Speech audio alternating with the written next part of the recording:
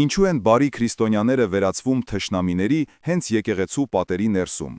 Պատկերացրեք մի համայնք, որը պառակտված է սուրբ գործի շուրջ։ Մի կողմը պայքարում է Աստծո տան փառքի համար, մյուսը կարիքավորներին օգնելու։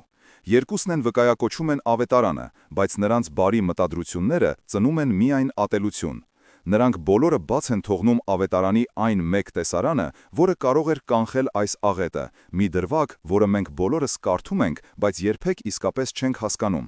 Այսօր մենք ցույց կտանք, թե ինչպես է Քրիստոսի մեկ հաճախ անտեսված գործողությունը բացահայտում մեր բոլորի կրոնական հպարտությունը։ Բայց ամենակարևորը դուք կտեսնեք, թե ինչպես է այս բացահայտումը ստիպում ամենահամար ու ինքնավստահ մարդուն ծնկի գալ ոչ թե Աստծո, այլ իր երեկվա հակառակորդների առաջ, ամբողջությամբ փոխելով համայնքի ճակատագիրը։ Սա ոչ թե տեսություն է, այլ իրական հոգևոր զենք, որը փոխում է ամեն ինչ։ Պատրաստ եք տեսնելու այն, ինչը թաքնված է բոլորի աչքից։ Սեղմեք բաժանորդագրվել հիմա և գրեք ձեր քաղաքը մեկնաբանություններում, տեսնենք, թե քանիսն ենք մենք։ Սուրբ Վարդանանց եկեղեցու ծխական խորհրդի սենյակում օդը թանձր էր չասված խոսքերից և զսպված հոգոցներից։ Խորանի մոմերի բույրը խառնվել էր լարվածության սուր հոտին։ Կենտրոնում 40-ամյա Արամն էր, բարձրահասակ սուր հայացքով մի մարդ, ում ձայնը նույնիսկ հանգիստ խոսելիս կտրում էր օդը պողպատի պես։ Նա եռանդուն ծխական էր, մեկը նրանցից, ովքեր եկեղեցին իրենց երկրորդ տունն էին համարում։ Սակայն նրա եռանդը հաճախ սահմանակից էր անզիջումությանը։ «Հայր Սուրբ, մենք չենք կարող փոխզիջման գնալ Աստծո տան փառքի հարցում», ասում էր նա ձեռքի գրիչով թթքթքացնելով սեղանին։ Եկեղեցու գմբեթը պետք է վերանորոգվի լավագույն նյութերով, իսկ սրբապատկերները պետք է պատվիրվեն ամենահմուտ վարպետներին։ Սա մեր զոհողությունն է առ Աստված, խնայողություններն այստեղ տեղին չեն։ Նրա դիմաց նստած էր 35-ամյա Անին։ Նրա աչքերում, որոնք ժամանակին փայլում էին հավատքի կրակով, հիմա հիասթափության ստվերն էր սողոսկել։ Եղբայր Արամ, բայց միթե Աստծուն ավելի հաճելի չի լինի, եթե այդ գումարի մի մասը ուղղենք վերջերս մեր քաղաք տեղափոխված հայրենակիցների ընտանիքներին օգնելուն։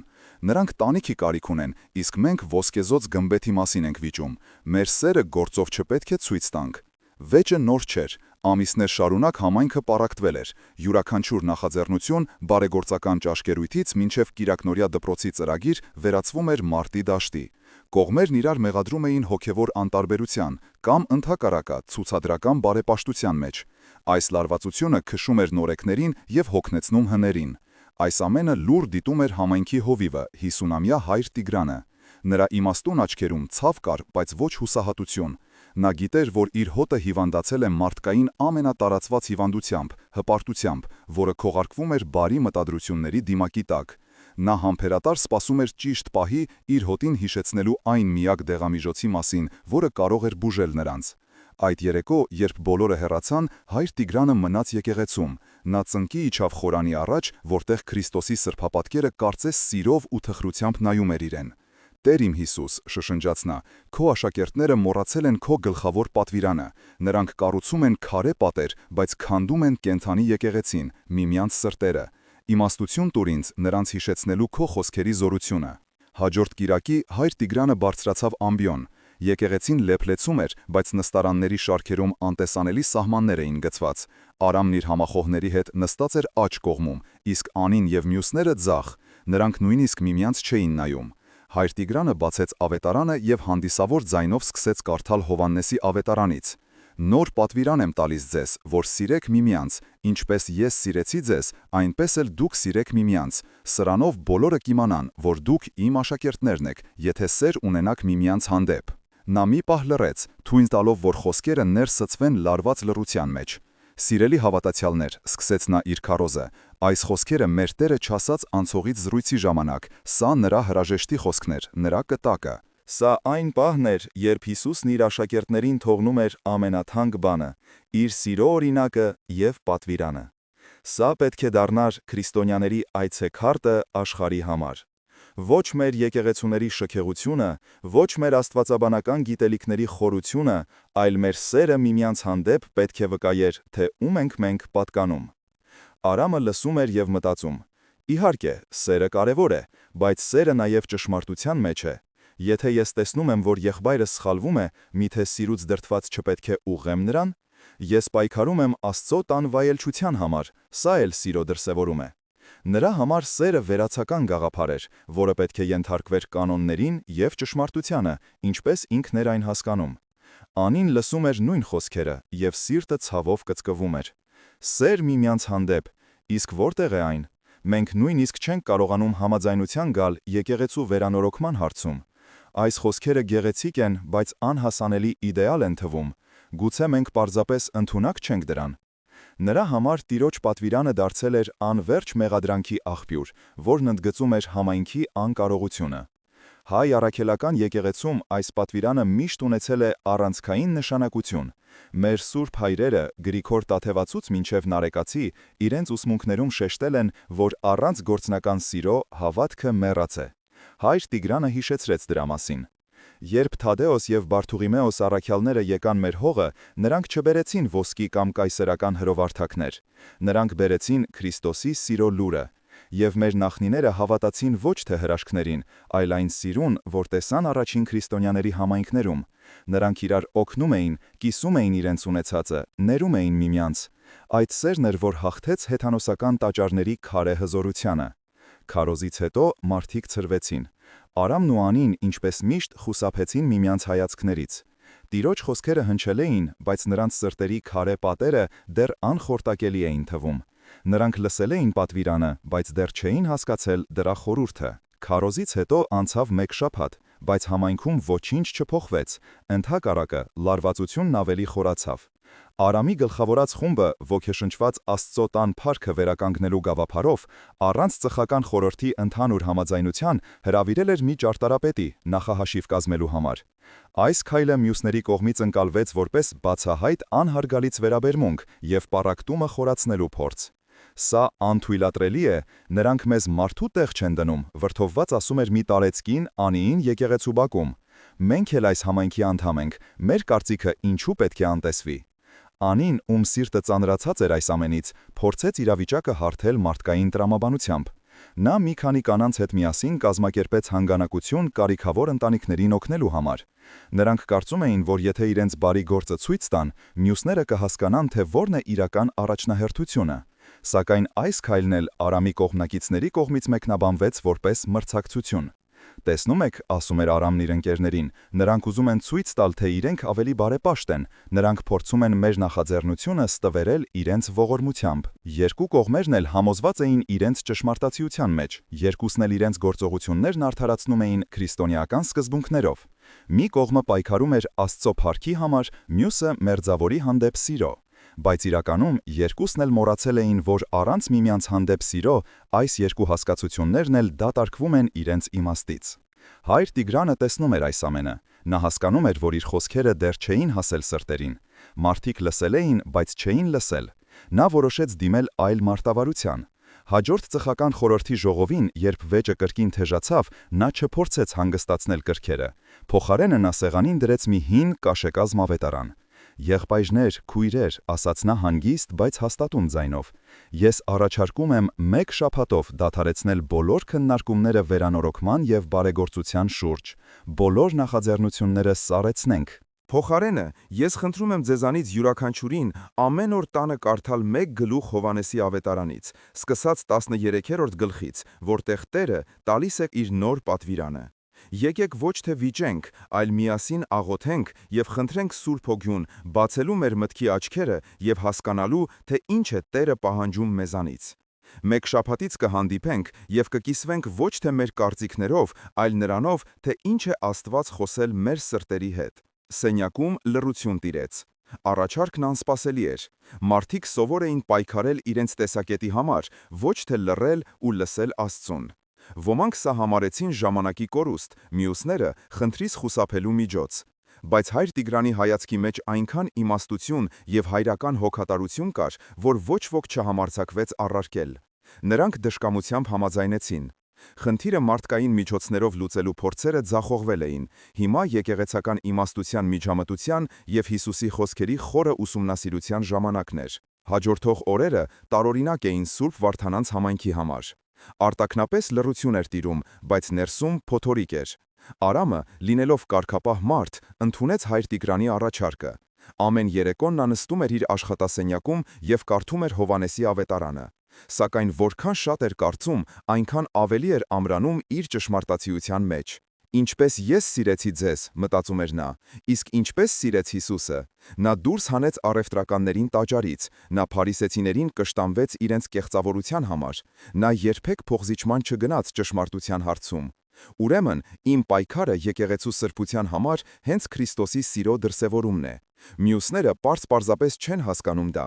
Նրանք պատրաստ են զոհաբերել Աստծո տան փառքը հանուն մարդկային զգացմունքների։ Նրա համար Հիսուսի խոսքերը դարձել էին զենք իր դիրքերն ամրապնդելու համար։ Նա չէր տեսնում իր սեփական հպարտությունը, իր սրտի կոշտությունը։ Նա կարդում էր տառը, բայց բաց էր թողնում հոգին։ Անիի համար այս շաբաթը դարձավ տանջանքի շրջան։ Նա կարդում էր նույն տողերը, և դրանք խոցում էին նրա հոգին։ Սիրեք միմյանց։ Նա փակում էր ավետարանը և հիշում էր վերջին ժողովի դառը խոսքերը, մարդկանց սառը հայացքները։ Ինչպես կարող եմ սիրել մեկին, ով ինձ չի հարգում, ով իմ մտադրությունները սխալ է մեկնաբանում։ Սա անհնար է։ Գուցե ես այլևս տեղ չունեմ այս համայնքում։ Հիսուսի պատվիրանը նրան թվում էր անտանելի բեռ, մի չափանիշ, որին ինքը և իր համայնքը երբեք չէին կարող համապատասխանել։ Նրա ներքին պայքարը մարդկային անկարողության զգացումի և աստվածային պատվիրանի բարձր պահանջի միջև էր։ Իրավիճակն էլ ավելի բարդացավ, երբ համայնքի դրամահավաքի արդյունքները հայտնի դարձան։ Պարզվեց, որ վերջին ամիսներին նվիրատվությունները զգալիորեն նվազել են։ Այս լուրը յուղ լցրեց կրակի վրա։ Արամի կողմնակիցները սա համարեցին իրենց ճշմարտացիության ապացույցը։ Տեսնում եք, մարդիկ չեն ուզում գումար տալ, երբ տեսնում են, որ այն կարող է ծախսվել ոչ թե եկեղեցու, այլ անհասկանալի նպատակների վրա, ասում էին նրանք։ Մյուս կողմ էլ պնդում էր, մարդիկ հոգնել են անվերջ վեճերից և չեն ուզում աջակցել պառակտված համայնքին։ Ներքին պայքարը սրվում էր։ Մարդկային բանականությունը յուրաքանչյուրին թելադրում էր իր ճշմարտությունը։ Արամի բանականությունն ասում էր. «Պինդ կանգնիր, մի նահանջիր, դու պայքարում ես սուրբ գործի համար»։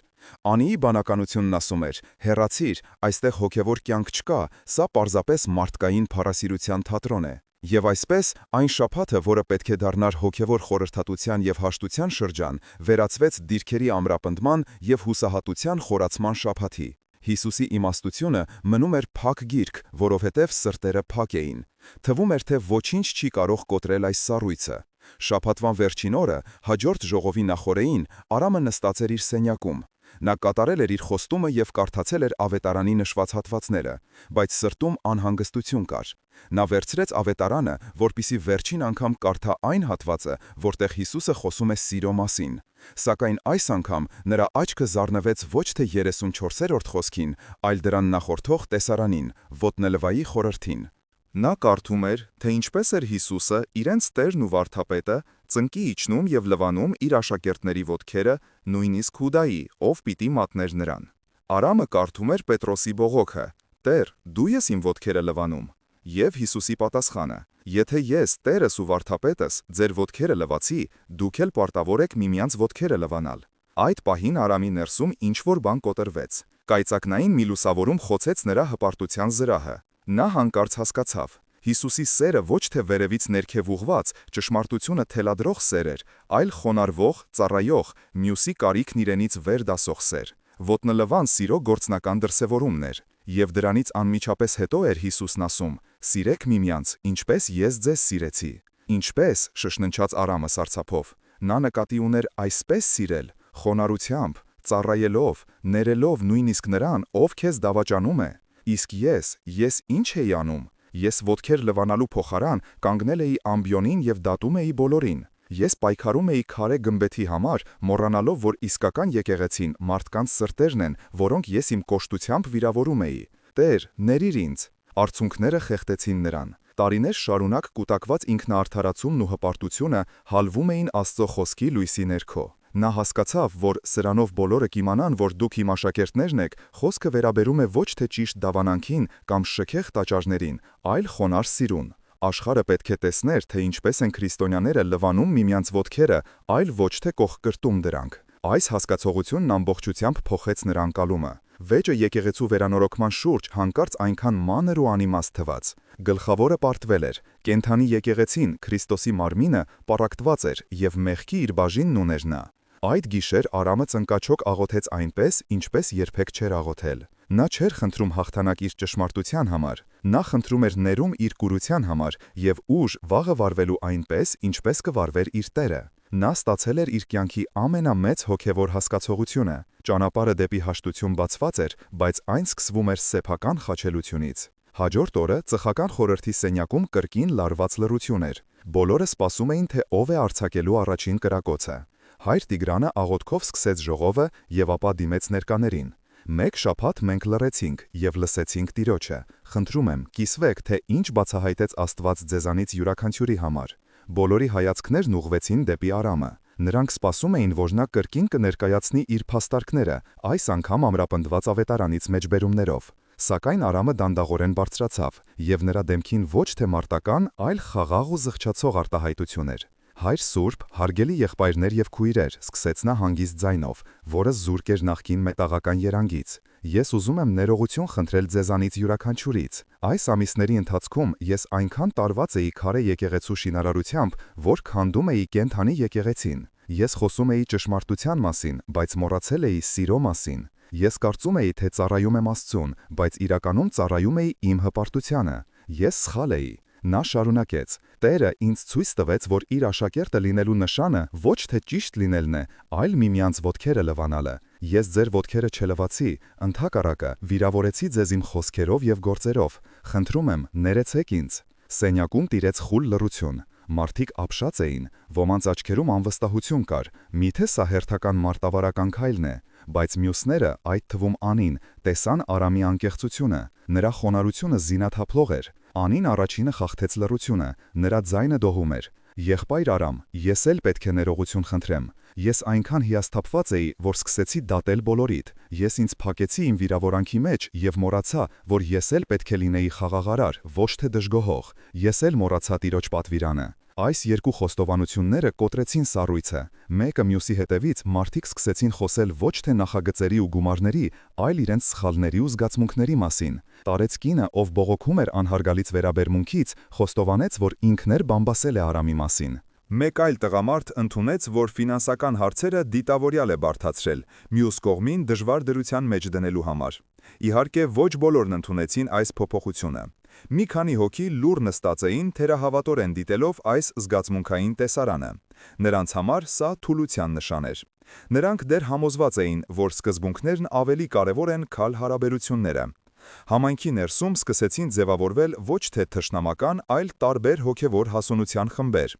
Նրանք, ովքեր պատրաստ էին ընդունել Քրիստոսի խոնարհության ճանապարհը, և նրանք, ովքեր դեռ կառչած էին իրենց մարդկային ճշմարտություններից։ Հայր Տիգրանը նայում էր իր հոտին, և նրա սիրտը լցվում էր երախտագիտությամբ։ Սերմը ցանվել էր, այն դեռ պետք է աճեր և պտուղ տար, բայց ամենակարևորը՝ հողը փափկել էր զղջման արդյունքներով։ Կյանքի նկատմամբ հարաբերությունների և մոտեցումների վերանայումը սկսվել էր։ Հաջորդ ժողովը նվիրված էր ոչ թե վեճերին, այլ գործնական քայլերին։ Արամը, հասկանալով, որ խոսքերը պետք է ամրապնդվեն գործով, առաջինը հանդես եկավ առաջարկով. «Հայր Սուրբ, եղբայրներ, քույրեր», ասաց նա, «ես առաջարկում եմ միավորել մեր երկու նախաձեռնությունները։ Եկեք իրականացնենք եկեղեցու վերանորոգում, բայց ոչ թե շքեղ ու ծախսատար, այլ անհրաժեշտ և համեստ։ Եվ եկեք դա անենք մեր սեփական ուժերով։ Մեր մեջ կան շինարարներ, ներկարարներ, վարպետներ։ Թող սա լինի ոչ թե պայմանագրային աշխատանք, այլ մեր համատեղ ծառայությունը, մեր շաբաթօրյակը, իբարыз Աստծո։ Իսկ այն գումարը, որը կխնայենք, ամբողջությամբ ուղղենք մեր կարիքավոր հայրենակիցներին օգնելու համար հիմնադրամ ստեղծելուն»։ Այս առաջարկը ծնված էր ոչ թե փողզիջումից, այլ նոր, ավելի բարձր տեսլականից, որտեղ Աստծո տան վայելչությունը և մերձավորի սերը ոչ թե հակասում, այլ լրացնում էին միմյանց։ Անին ոգեշնչված նայեց Արամին։ Նա տեսնում էր ոչ թե իր նախկին հակառակորդին, այլ Քրիստոսի մեջ եղբորը։ Նա անմիջապես աջակցեց առաջարկին և իր հերթին հավելեց. «Եվ եկեք այս հիմնադրամի կառավարումը վստահենք մի խորհրդի, որի կազմում կլինեն երկու կողմերի ներկայացուցիչները։ Թող սա լինի մեր միասնության առաջին գործնական քայլը»։ Հաջորդ շաբաթ եկեղեցու բակը վերածվեց շինհրապարակի։ Արամը, որը նախկինում միայն հրամաններ էր տալիս, հիմա սովորական բանվորի պես կրում էր ներկի դույլերը։ Նա աշխատում էր կողք կողք այն մարդկանց հետ, ում հետ մինչև վերջերս թշնամաբար էր տրամադրված։ Աշխատանքի ընթացքում նրանք սկսեցին խոսել, կատակել, կիսվել իրենց հոգսերով։ Պարզվեց, որ նրանք շատ ավելի շատ ընդհանրություններ ունեն, քան տարբերությունները։ Անին կազմակերպել էր կանանց, որոնք ճաշ էին պատրաստում աշխատողների համար։ Նրանք միասին աղոթում էին, երգում էին շարականներ։ Այն մթնոլորտը, որը տիրում էր եկեղեցում, վաղուց մոռացված էր։ Սա այլևս պարտականությունների կատարում չէր, այլ ուրախ ծառայություն։ Համատեղ աշխատանքը դարձավ լավագույն դեղամիջոցը։ Մարդիկ սկսեցին տեսնել ոչ թե միմյանց թերությունները, այլ արժանիքները։ Նրանք սովորում էին ներել, զիջել և ամենակարևորը՝ սիրել ոչ թե խոսքով, այլ գործով։ Հիսուսի խորհրդի կիրառումը սկսել էր իր բուժիչ ազդեցությունը։ Մի քանի ամիս անց Սուրբ Վարդանանց եկեղեցին փոխակերպվել էր։ Պատերը թարմ ներկված էին, նստարանները նորոգված, բայց ամենակարևոր փոփոխությունը ոչ թե քարի, այլ սրտերի մեջ էր։ Համայնքը վերագտել էր իր միասնությունը։ Մի կիրակի պատարագից հետո եկեղեցու բակում տոնական եռուզեռ էր։ Համայնքը նշում էր վերանորոգման ավարտը և միևնույն ժամանակ հանգանականություն էր կազմակերպել կարիքավոր ընտանիքների համար ստեղծված հիմնադրամի համար։ Արամն ու Անին կանգնած էին կողք կողքի, ոչ թե որպես հակառակորդներ, այլ որպես համախոհներ և ընդունում էին նվիրատվությունները։ Նրանց դեմքերին խաղաղություն էր։ Նրանք գտել էին այն ճանապարհը, որտեղ Աստծո փառքն ու մերձավորի սերը չեն բաժանվում։ Հանկարծ նրանց մոտեցավ մի երիտասարդ ընտանիք, ամուսին, կին և փոքրիկ երեխա, որոնց Արամն ու Անին առաջին անգամ էին տեսնում։ «Բարև ձեզ», ասաց ամուսինը, «մենք նոր ենք տեղափոխվել այս թաղամաս։ Մի քանի ամիս առաջ մտանք այս եկեղեցին, բայց այնպիսի լարված մթնոլորտ էր, որ այլևս չվերադարձանք։ Սակայն վերջերս մեր հարևաններից լսեցինք, որ այստեղ ամեն ինչ փոխվել է, և մենք որոշեցինք ևս մեկ անգամ փորձել։ Այսօր պատարագի ժամանակ այնպիսի սեր ու ջերմություն զգացինք, որ ուզում ենք դառնալ այս համայնքի մի մասը»։ Արամն ու Անին իրար նայեցին, և նրանց աչքերում արցունքներ փայլեցին։ Սա գագաթնակետն էր։ Սա այն պտուղն էր, որի մասին խոսել էր Տերը։ Նրանց համայնքը վերջապես դարձել է այն, ինչ պետք է լիներ՝ սիրո մի վկայություն, որը գրավում է մարդկանց դեպի Քրիստոս։ Նրանք հասկացել էին, որ ճշմարիտ եկեղեցին կառուցվում է ոչ թե քարից ու ոսկուց, այլ խոնարհությամբ, ներողամտությամբ և գործուն սիրով։ Այդ օրվանից Սուրբ Վարդանանց համայնքը սկսեց աճել։ Լուրը սիրո և միասնության վերականգնված մթնոլորտի մասին տարածվեց, գրավելով նորանոր ընտանիքների։ Հայր Տիգրանը, տեսնելով իր հոտի հոգևոր վերածնունդը, շնորհակալություն էր հայտնում Աստծուն։ Արամը դարձավ ավելի իմաստուն և զիջող, իսկ Անիի հավատքը ավելի գործուն և հասուն։ Նրանք սովորեցին, որ տարբեր կարծիքներ ունենալը սարսափելի չէ, եթե հիմքում ընկած է միմյանց հանդեպ սերն ու հարգանքը։ Սիրելի եղբայրներ և քույրեր, այս պատմությունը մեզ հիշեցնում է Հիսուսի ամենակարևոր պատվիրանի մասին։ Մեր համայնքները, մեր ընտանիքները և մեր ազգը կարող են բարգավաճել միայն այն դեպքում, եթե մեր հարաբերությունների հիմքում դնենք Քրիստոսի սերը։ Սերը այն հիմքն է, որի վրա կառուցվում է ճշմարիտ եկեղեցին։ Կիսվեք, թե ինչպես կկիրառեիք Հիսուսի այս խորհուրդը ձեր կյանքում, երբ բախվում եք տարաձայնությունների։ Ինչպես կարող ենք մեր համայնքները դարձնել սիրո և միասնության վկայություն աշխարհի համար։ Թող Տերը բոլորիս օրհնի այդ ճանապարհին։